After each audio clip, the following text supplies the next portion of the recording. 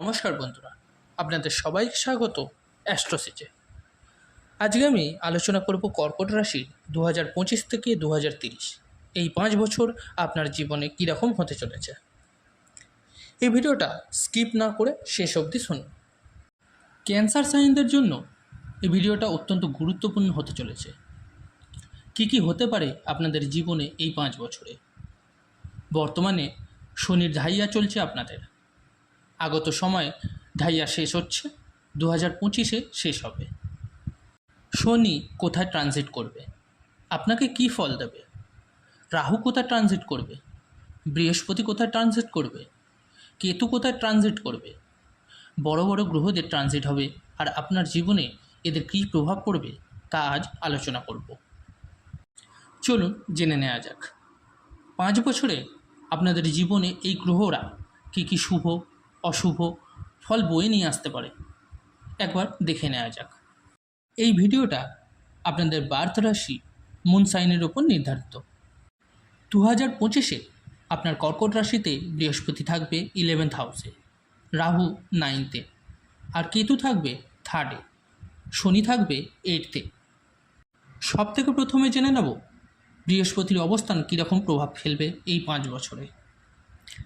বৃহস্পতি আপনার 11th হাউসে, কিন্তু 12th হাউসে চলে আসবে। মে 2026 অবধি 12th হাউসেই বৃহস্পতি থাকবে। এবার এই বৃহস্পতির কানেকশান 9th এবং 12th হাউসে দেখাচ্ছে, যা ইন্ডিকেট করছে কোনো ধর্মস্থানে যাত্রার। দেবগুরু বৃহস্পতি আপনার 12th হাউসে থাকবে 1 বছর অবধি, আর আপনাকে ধার্মিক যাত্রা করাবে। আপনার পকেট থেকে পয়সা এমনিই বের হবে, মানে খরচা হবে, কিন্তু আপনি ধার্মিক যাত্রায় খরচা করে নিন বা কোনো ইনভেস্টমেন্ট করে নিন। দেবগুরু বৃহস্পতি 1 বছর 12th হাউসে থাকার দরুন নিশ্চিত এটা যে খরচা আপনার হবে। কিছু জিনিসে আপনাকে সতর্ক থাকতে হবে, যেমন লিভার, ডাইজেশন, ফ্যাট, ডায়াবেটিস। কারণ দেবগুরু যখন 12th হাউসে আসবে তখন স্টমাক রিলেটেড ইস্যু কোনো না কোনো দিক দিয়ে করাবেই। মাত্র 1 বছর, এরপরে আসবে আপনার আনন্দের সময়, যখন দেবগুরু বৃহস্পতি আপনার রাশি কর্কটে ট্রানজিট করবে, উচ্চ হয়ে যাবে। মে 2026 থেকে মে 2027 পর্যন্ত পুরো 1 বছর। আর দেবগুরু যখন এই সময় আপনার 1st হাউসে থাকবে তখন নেম, ফেম, উচ্চপদের প্রাপ্তি, আপনার ম্যানেজমেন্ট খুব ভালো থাকবে। দেবগুরু আপনার 1st হাউসে থেকে আপনাকে সর্বোত্তম জ্ঞান দেবে। আপনি জ্ঞান বা অ্যাডভাইস দেবেন তখন সবাইকে। আর দেবগুরু যখন আপনার 1st হাউসে আসবে, এটা কোনো সাধারণ ব্যাপার নয়। আপনার 5th হাউসে, 7th হাউসে এবং 9th হাউসে দৃষ্টি প্রদান করবে, যা আপনার সন্তান রিলেটেড ব্যাপারে খুব ভালো। আর যদি আপনার সন্তান থাকে তাহলে তার গ্রোথ হবে, আর যদি না থাকে তাহলে সন্তান প্রাপ্তি হবার চান্সেস আছে। এর সাথে যারা বিবাহিত নন তাদের বিবাহ যোগ আছে। পার্টনারশিপ শুরু করতে চাইলে তার সম্ভাবনাও আছে। শুভ কার্য, মাঙ্গলিক কার্য হবার যোগ আছে, কারণ দেবগুরু দৃষ্টি 9th হাউসে। এরপর দেবগুরু বৃহস্পতি আপনার 2nd হাউসে ট্রানজিট করবে 2027 থেকে 28-এর মধ্যে, মানে মে 2027 থেকে মে 2028-এ। নিজের কথাবার্তার দ্বারা সামনের জনকে প্রভাবিত করতে পারবেন এই সময়, তাতে কোনো সন্দেহ থাকবে না। 2nd হাউসে আসবে তখন আপনি নিজের ব্যাংক ব্যালেন্সে নজর দেবেন। কথাবার্তা দ্বারা নিজের ফ্যামিলিকে, সমাজকে অনেক প্রভাবিত করতে দেখা যাবে আপনাকে। আর দেবগুরুর 2nd হাউসে আসা আর 8th হাউসকে দৃষ্টি প্রদান কোথাও না কোথাও আপনার ডিপ নলেজ, আপনার অকাল্ট নলেজকে বাড়াবে দেখা যাচ্ছে। দেবগুরু আপনার 3rd হাউসে ট্রানজিট করবে 2028-2029-এ, যাতে আপনার শর্ট ট্রাভেল হতে পারে। অনলাইনে জিনিসপত্র আপনার প্রফিট হবে। ট্যুর অ্যান্ড ট্রাভেলে আপনার লাভ হবে। ছোট ট্রাভেল বেশি হবে। ডিজিটাল জিনিসপত্রে বেশি লাভ পাবেন এই সময়। এবার শনির অবস্থান কীরকম থাকবে এই 5 বছরে, আর কী ফল দিতে সক্ষম হবে আপনাকে, চলুন জেনে নেওয়া যাক। সব থেকে প্রথমে আপনার শনির ঢাইয়া সমাপ্ত হয়ে যাবে মার্চ 2025-এ। এবার শনি 8th হাউস থেকে বেরিয়ে আপনার 9th হাউসে প্রবেশ করে যাবে।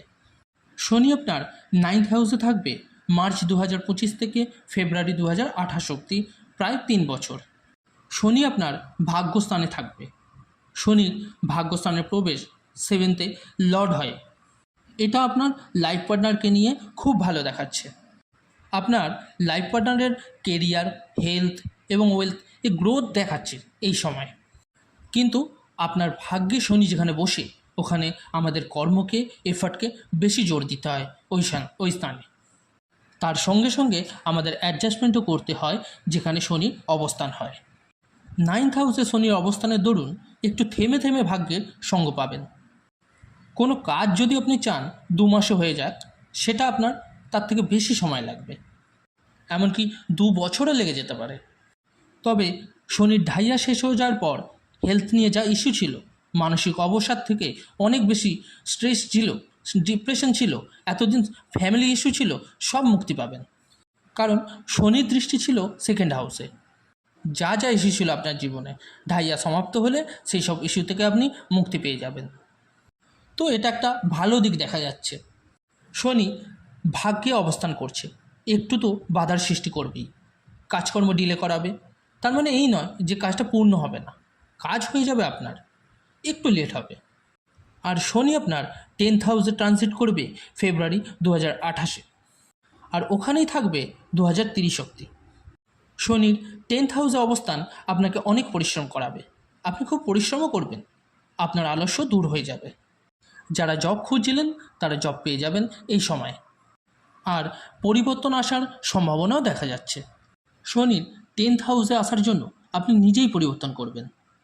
আপনার লোকেশন চেঞ্জ হতে পারে, স্থান পরিবর্তন হতে পারে।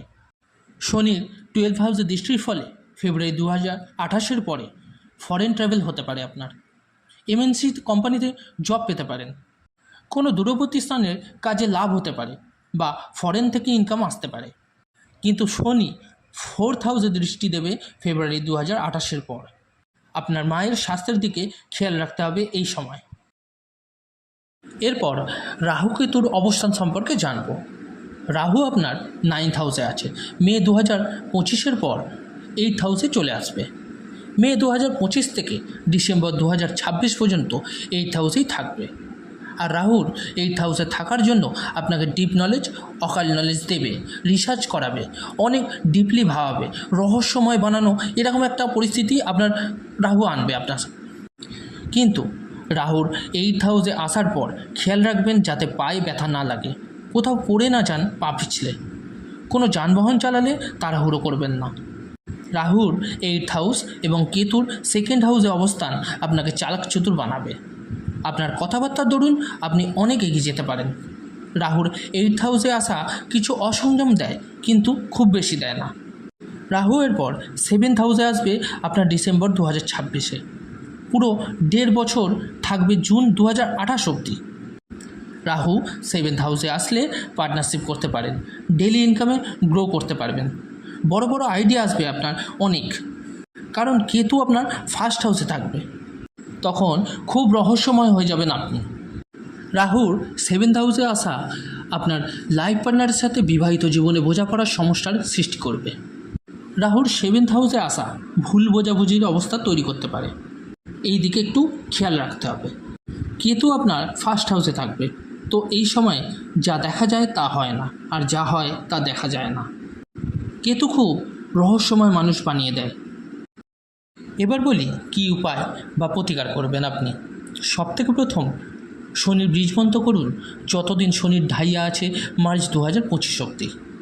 এর সাথে চন্দ্রের বীজমন্ত্র পড়ুন সূর্যাস্তের পর। হনুমান চল্লিশার পাঠ করুন রোজ। কীরকম লাগলো আপনাদের ভিডিওটা? ভালো লাগলে অবশ্যই লাইক, কমেন্ট, শেয়ার করবেন। আর যারা নতুন দেখছেন সেই সব বন্ধুরা অবশ্যই সাবস্ক্রাইব করবেন, পাশে থাকবেন। ধন্যবাদ।